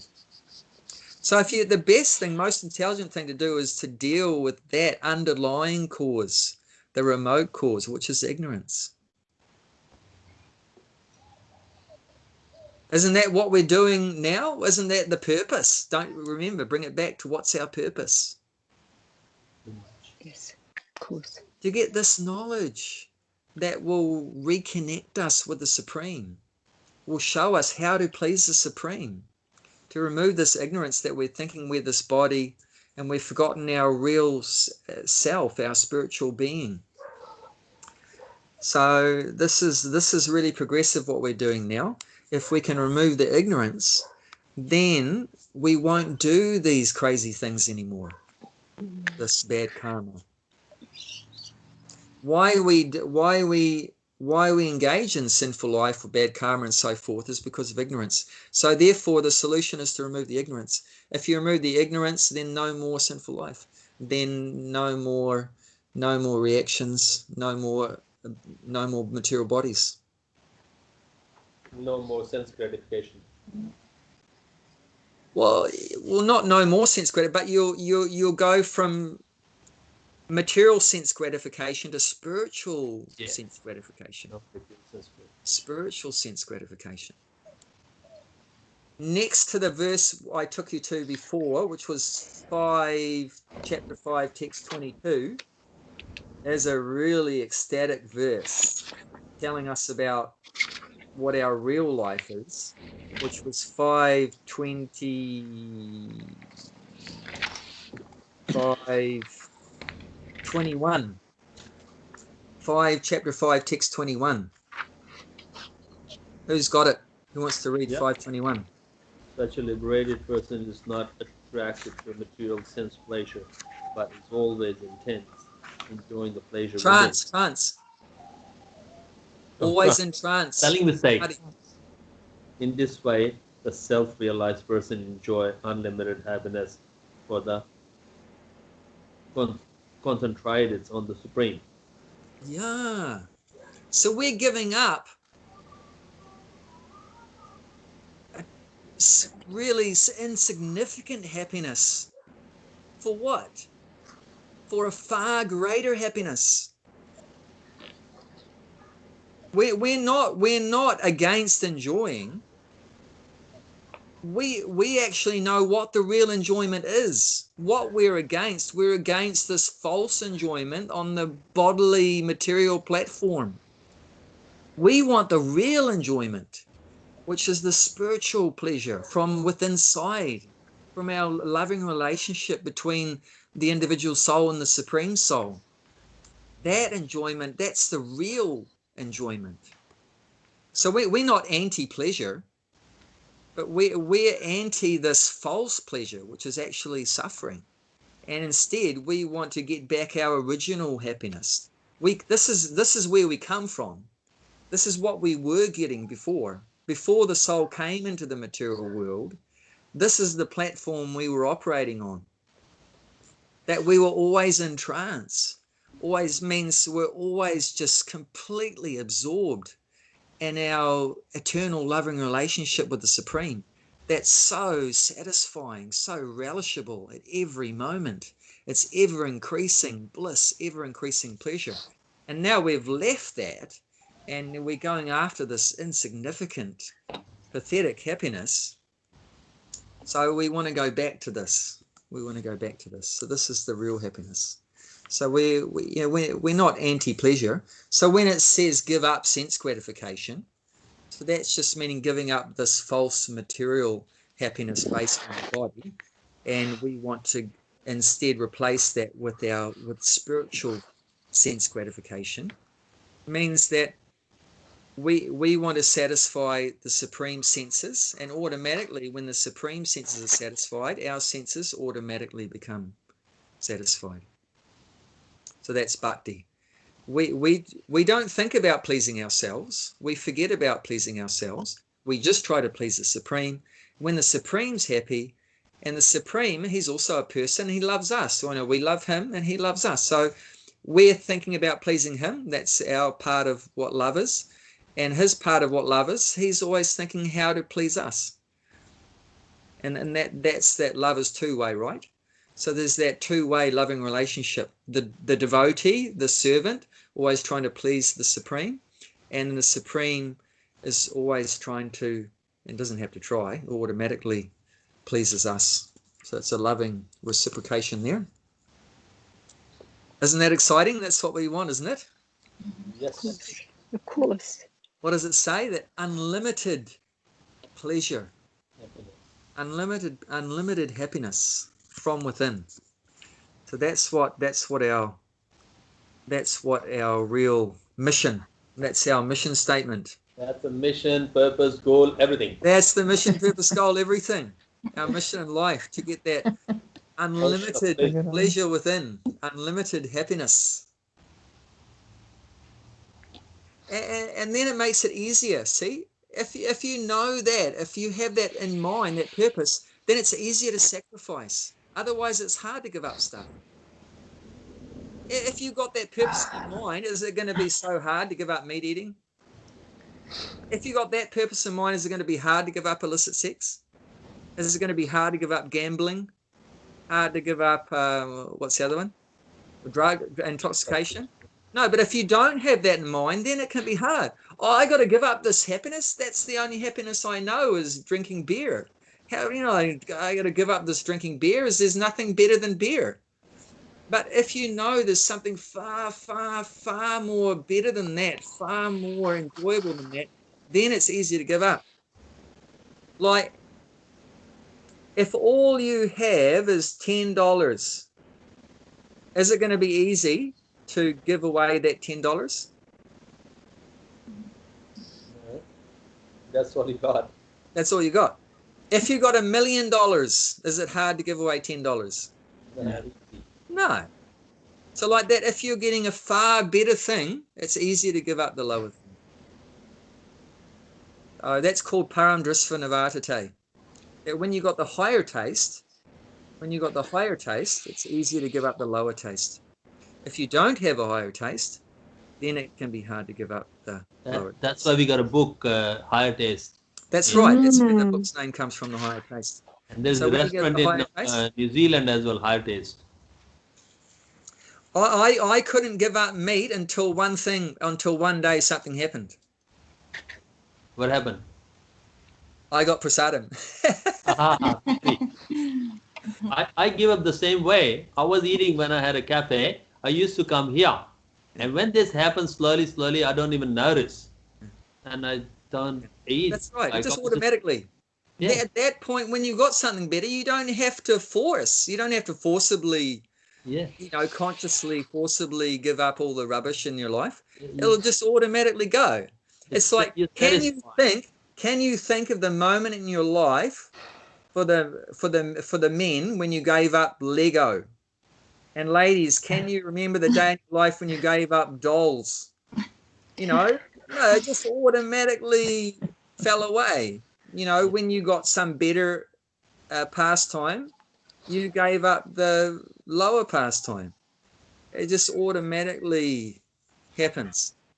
So let's just find these better habits, and the lower ones will automatically fall away.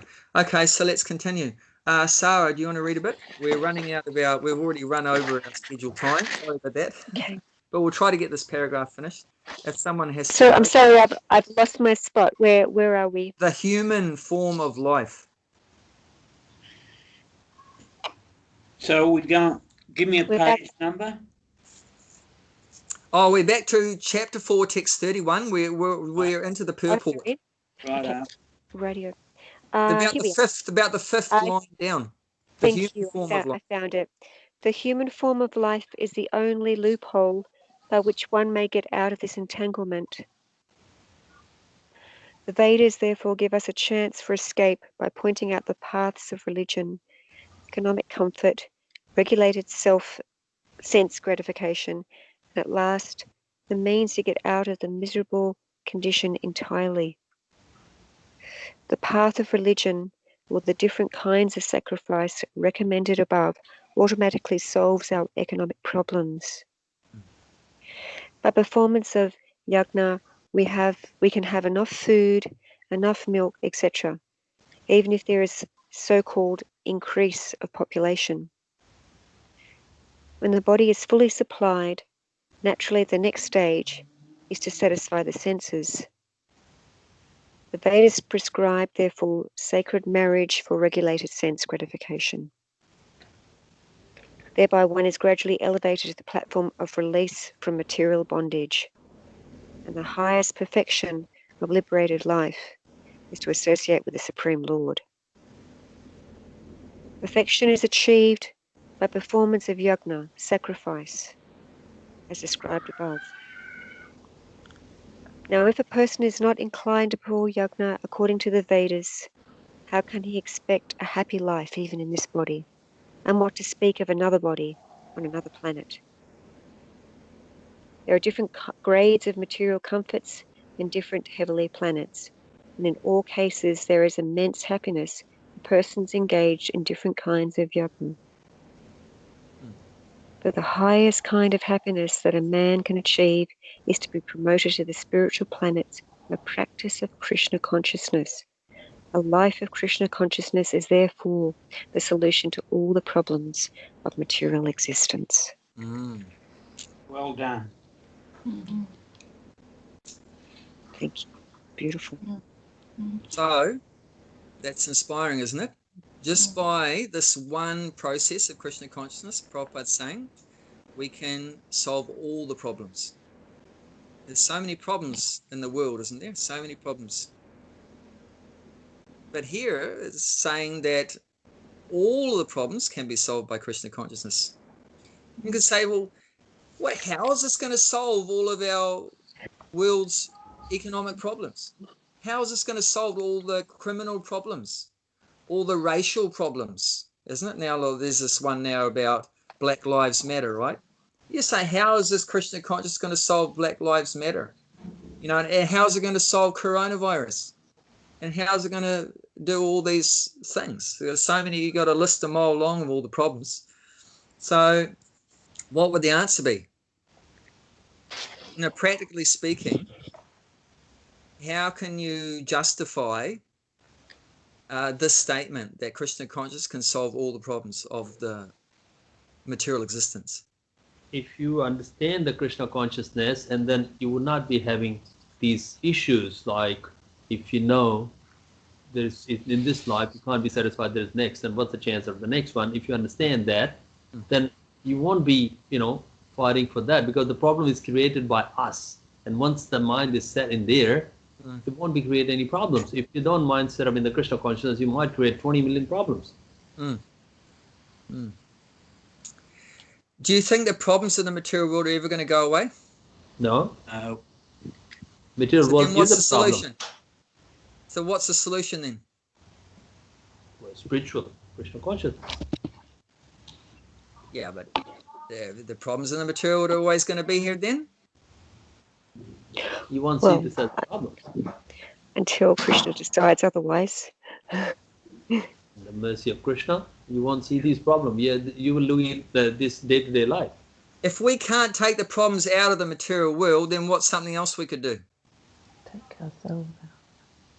Yeah, what did you say? Say it louder, Gita. Take ourselves out of the... Yeah, we'll take you out of the material world. If we can't take the problems out of the material world, we'll take you out of the material world. Then all the problems are solved, isn't it? Yeah. If we take you away from the problems, then all the problems are solved.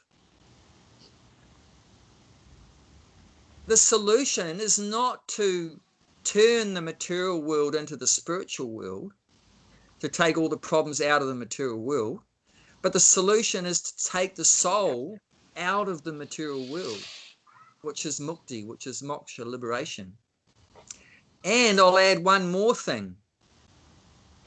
If in this life, as soon as you achieve divine consciousness, which is known as trance or samadhi, basically, pure love for the Supreme. And many at that point, you won't be conscious of all these problems anymore. You'll be so absorbed, fixed in the Supreme, you won't notice them anymore. Or if you do notice them, it'll only be a tiny fraction of what other people are noticing them as. Does that make sense? Yeah. Because your consciousness is somewhere else. Your body is in the material world, but your consciousness is in the spiritual world. So that means the problems that you're experiencing are minute, fractional compared to what other people whose consciousness is fully absorbed in the material world are experiencing. Does that make sense? Someone whose consciousness is fully absorbed in the material world, they experience every single pinprick of suffering.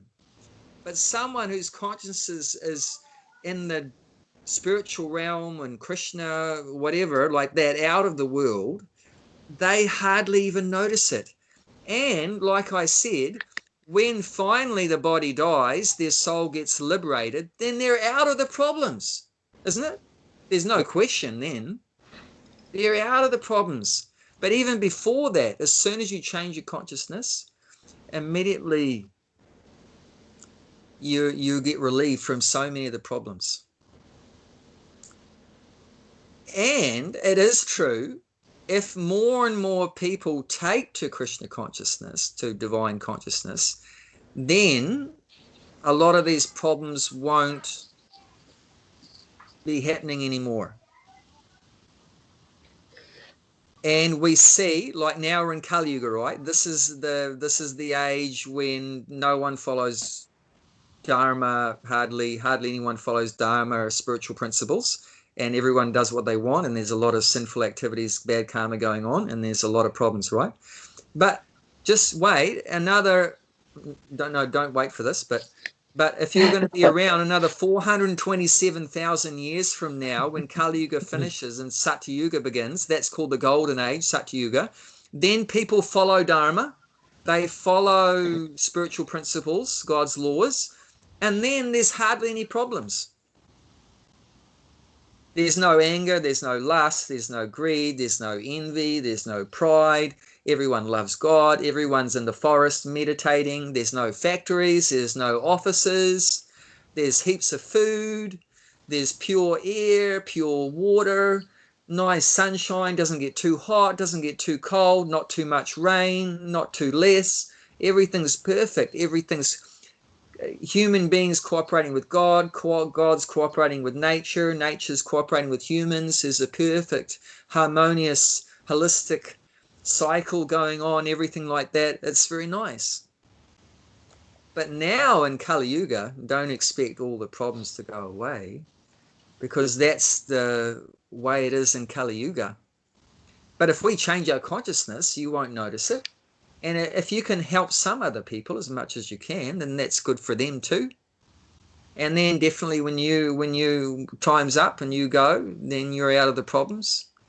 So this is the best we can do for ourselves and for other people, is to try to achieve this Krishna consciousness. There's nothing more important than this, nothing more valuable than this. If you think that you're just going to, on the material platform, counteract problems, I'm going to take away the coronavirus, I'm going to stop the wars, I'm going to do this by some material process, good luck. You can't deal with a material problem with a material solution. You need a spiritual solution. You need to go more higher dimensional to solve the thing. See, what normally happens, we try to counteract material problems with our tiny brain and intelligence, and what normally happens? When I try to counteract my problems or humans' problems or the Earth's problems, what normally happens? We try to counteract problems. What do we normally create? Create more problems. Create more problems. Mm. Like before, there was one problem, and that it was a bit of an inconvenience walking from A to B. So we thought, wow, I've got it. I know the solution. We'll create a car. Right? Ford created the first car. And now how many problems do we have? Many. Before there was one problem. It's a bit your leg and your feet ache from walking from A to B. And you didn't have to walk far before because everything was in a few kilometers of where you lived. But now everything's so far away now. And now it takes us longer to get there because we're stuck in traffic, and then you've got pollution problems, and then you have to pay for the damn car to buy it and then to maintain it, and you have to work harder to pay for the car, and then it's probably you're going to get killed in it in a traffic accident and have your neck broken, and so many things. You know, there's so many problems. Before it was one problem, now we've created 10 problems, 100 problems like that. So that's, if you try to deal with it in that way, we just get more and more complex, more, and as Prabhupada said, the perplexities, interesting word he used, the perplexities of material existence. We just get more, and as he said, entangled. The more you try to sort out the problems materially, the more entangled you become. And a beautiful example is given. If a fish gets caught in a net and it tries to get out of the net by struggling in the net, what happens? It gets more entangled. It gets more entangled. The more you struggle, the more entangled you get. If a fly gets stuck in a spider's web, the more he moves, what happens? First of all, he had one wing on the court. Then what does he do? Struggle. And then the other wing gets stuck. And then he puts his foot in it. And then his foot gets stuck. And then he puts another foot in. And the other foot gets stuck. So the more he struggles around, the more. Therefore, what's the Krishna conscious prescription? Chant and be happy. Yes. And simple living. High thinking, simple. Don't struggle too much. Don't move around too much. Don't endeavor too much.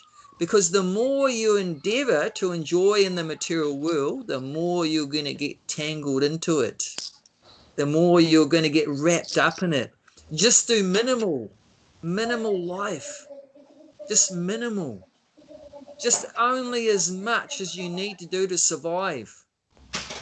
Just act in this world just enough to keep your body and soul together. Otherwise, you run the risk of getting entangled like the fly, like the fish. Just minimal. That's the prescription. And interesting, Prabhupada says, the human form of life is the only loophole by which one may get out of this entanglement. What's so special about the human life?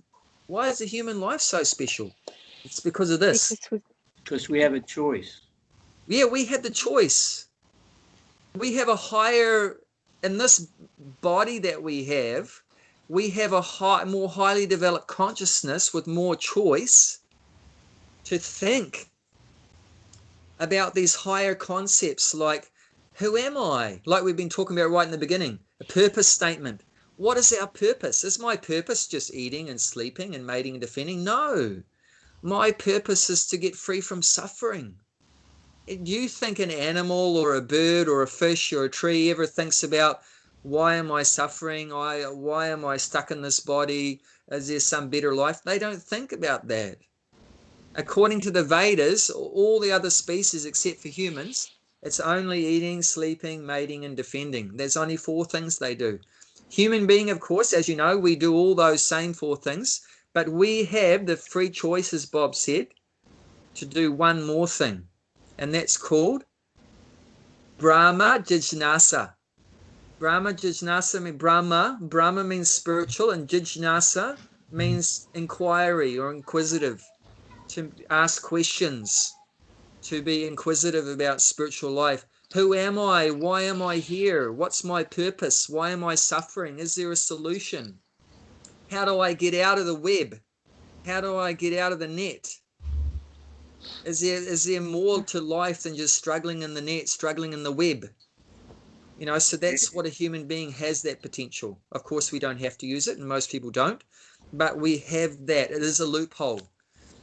This whole material world is so entangling, but there is one loophole. There is one way out, and that is in the human form.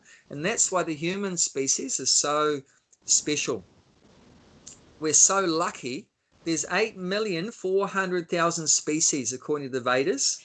Not one more, not one less. Exactly. So getting back to science, to truth. It's so precise science. 8,400,000. Of those, 400,000 different species of humans. So already you've gone through the 8 million. You've within the 400. You're so rare. It's so rare to get this human form of life. You hit the jackpot. You've got a body that can get you out of this loophole. That's the loophole to get you out of this material world. So you're very fortunate, very rare. You have a more highly developed consciousness. You can use it for a good purpose. And it begins with, as Prabhupada's pointing, he hasn't mentioned the Sanskrit, but what it is, that the Vedas recommends 4 things: dharma, artha, karma, and moksha. So that's what Prabhupada indicating, that religious life or pious life, which means doing sacrifices. And Prabhupada mentions if you do sacrifices, then you'll get all the food that you need. It's mentioned in chapter 3. We're way over time. I'll just finish off now. But it's mentioned in chapter 3 that text 14, chapter 3, text 14, that if you perform sacrifice, then that will bring rain. And from rain, then all of our necessities of life, our food, we can get from that. We can get from that. So that solves our food problem also, sacrifice. That the Lord will be pleased by our sacrifice and give us rain from which we can produce our food. When you produce your food, you have all the bodily necessities.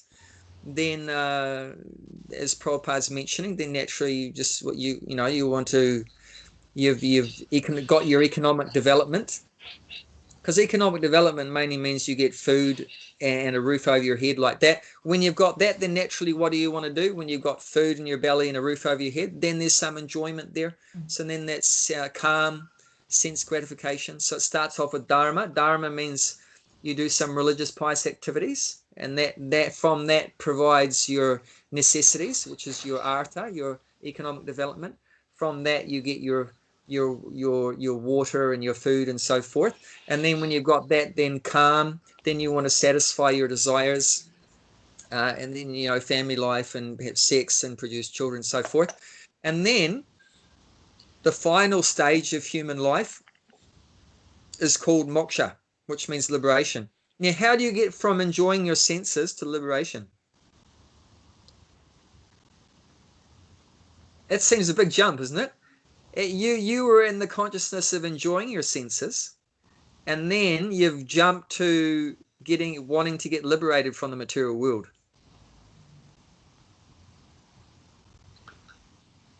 You're not talking about desire. Having a mission. See, it starts off, you do some pious religious activities, you try to please God, and God in return, he gives you what you need, right? That's your economic development. I get that one, right?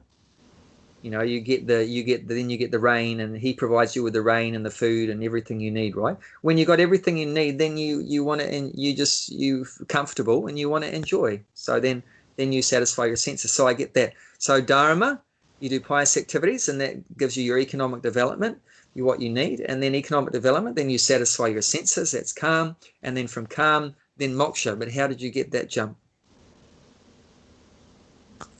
Okay. You're satisfying your senses more and more and more sex, more food, more sex, more sleeping, more defending, all these kind of activities. Where do you think that's going to end up? Back in the material world. Yeah, you're in the material world, but how do you feel about that? Not good. You're not feeling very good, are you? So eventually what that leads to, you keep trying to enjoy. Eventually, where does that take you to? you become detached. Yes. This is not making me happy. You realize yourself. I've had so much sex and I'm not happy. I've eaten everything moving, non-moving, I've eaten it, and I'm still not happy. You know, I've been sleeping my life away. I'm still not happy. I've made lots of money. I've built empires and everything. I'm still not happy. So no matter which way I've tried to satisfy my senses, I'm still not happy. So you become frustrated. And at that point, you become so frustrated. Then what do you desire? I want to get out of this world. Moksha. That's moksha. So those are the different stages of human life. And then there's one more stage that hardly anyone knows about.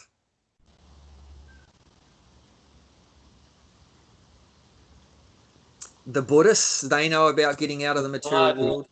The Mayavadis and Persons, they know about getting out of the material world. But hardly anyone knows about something more than that. What's something even more higher than the desire to get out of the material world? Is it nirvana? No, that's nirvana. Nirvana means getting out of the material world. Enlightenment?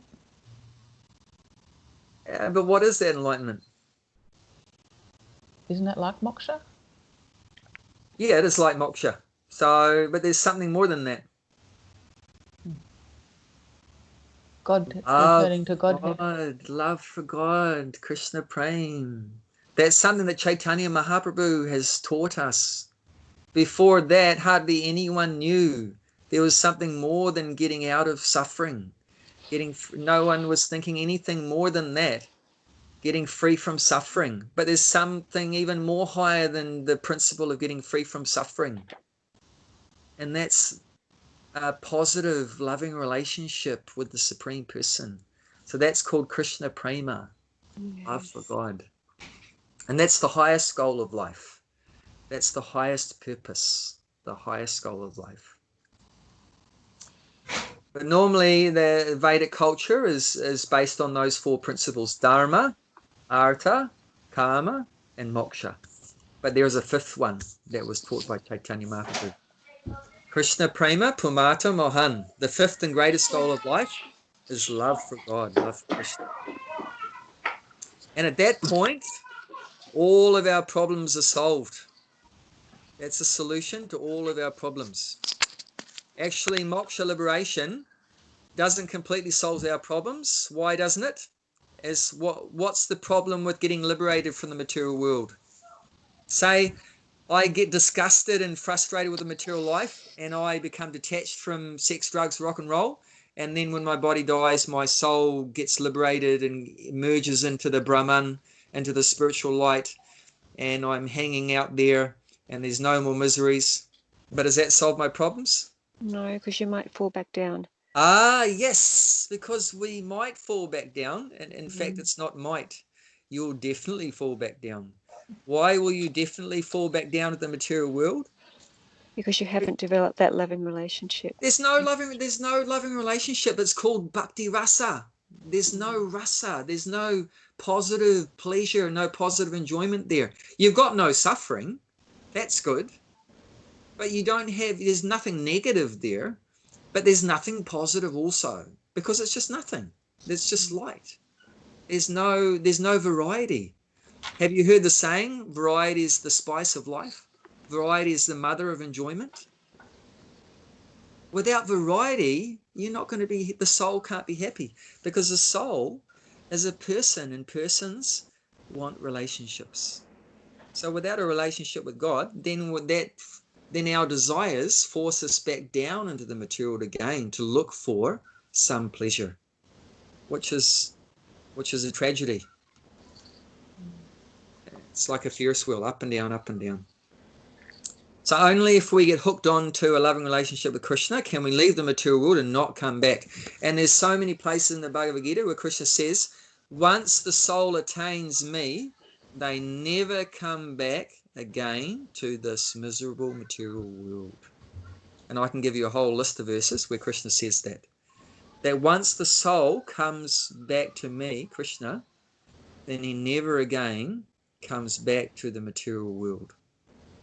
And all our problems are solved. So thank you very much. Anyone want to say anything? Thank you. Thank you. Thank you. Sorry. Can I just Great ask? club. Can I just ask, Abhay? Yes. Bhakti rasa meant what? What's that? What did you say? Bhakti rasa. What did you say it meant? Rasa means a taste, a pleasure. Pleasure. Okay. Thank you. It means it's a hard word to translate. Yeah. It means like taste or a pleasure, and that taste or pleasure comes from a relationship with the Supreme, with God. Right. Got it. When the soul and God have a relationship together, that pleasure, that taste that's generated is called bhakti rasa. Right. I got that. Thank you so much, everybody. Oh, you're welcome. Thank you. So Hare please, Krishna. if you'd like to do some homework, and if you'd like to get into this personal mission statements and purpose statements like that, look into that. If you feel inspired by what you read and you want to write something out, and it'll be great I'd be very happy to hear yours, and I'll share mine also. And also it was mentioned by these authorities in this area that it's something that develops over time. Like you might have a mission statement now, and if you go down the track, a year or 2 or 5 down the track, you might refine and develop, and your mission as well can change. So it's not necessarily what you're writing now it has to be in concrete for the rest of your life. As your consciousness evolves, your mission and purpose might evolve too. But at least start with something, get something written down, and that'll help you to move forward from here on today. And that's just my humble suggestion. It's something that's inspired me that I want to try to do myself. If you'd like to as well, that would be encouraging for us. And I hope you have a great week. Thank you so You much. too. Thank you. You too. Thank you. Good luck. Thank you. Haribol. Thank you. Hare Krishna. Hare Krishna. Hare Krishna.